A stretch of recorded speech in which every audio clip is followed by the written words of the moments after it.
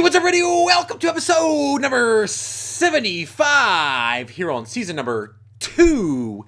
And today we are getting into consider the following with Stockpile. This question or statement comes from Blue Life ENT, and he, she, they say, make a video about Stockpile. I figured that's pretty basic. Anyways, these videos are meant for educational purposes only and not meant to be taken as financial advice. You are responsible for your assets and to protect them, so always do your own research. We're gonna address this from a beginner standpoint, looking at Stockpile. So if you're new to the investing platform, new to Stockpile, or have no idea about trading fees in general, this video includes you. For those of you who don't know, Stockpile does charge a $1 trading fee. So what that means is that in order to buy a stock, you pay Stockpile $1, and then you can buy however much you want of that stock at that certain time.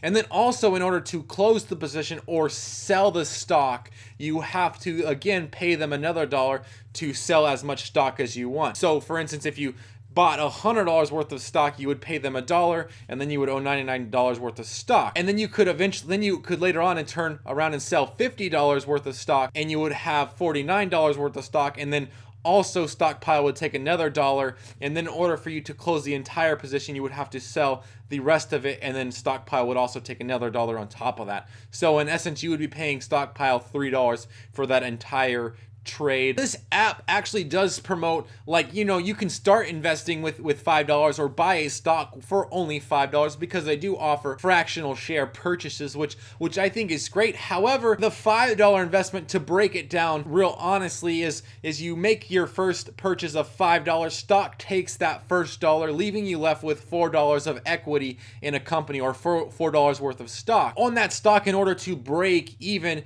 you're going to have to bring it back up to $5, which means that you're going to have to take a 20% return on that stock. So say you buy Apple, $5 worth of Apple, you're going to have only $4 of equity in their company, and you're going to be expecting Apple to grow 20% before you sell. And then say it gets to $5 again, and you go to sell, Stockpile is going to come knocking and be like, hey, we want another $1, leaving you left with $4, which means that you took 20% loss on that position. Like I was saying, in order to break even, you would need about 40% growth on that original investment of $5, bringing you up to $6, leaving you left with a break even of $5. So you will need to invest $5, be left with $4, need that $4 to go up to $6, sell at $6, leaving you left walking away with $5, which would be a 40% gain, but hey, you gave it all to Stockpile. You're like, okay, well, how do I get around this? Well, the more that you can invest up front into a stock, the better it is. So for instance, if you were to invest $100 right up front, Stockpile would only take 1% of that, and then you would need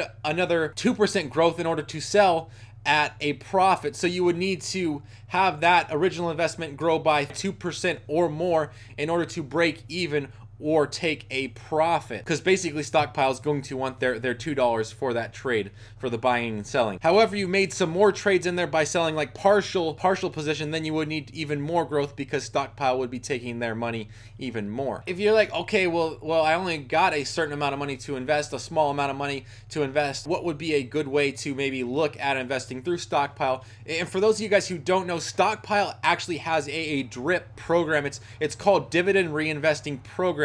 And what they do is they automatically reinvest your dividends back into the same stock that you currently hold, and they do not charge you a trading fee to buy more of those shares. So for instance, say you buy Apple and they paid a huge amount of dividend, which would be like a 10% over the year, leaving you with 50 cents over the year. You would invest through the DRIP program, you would invest that 50 cents back into Apple, leaving you at the end of the year with $4.50.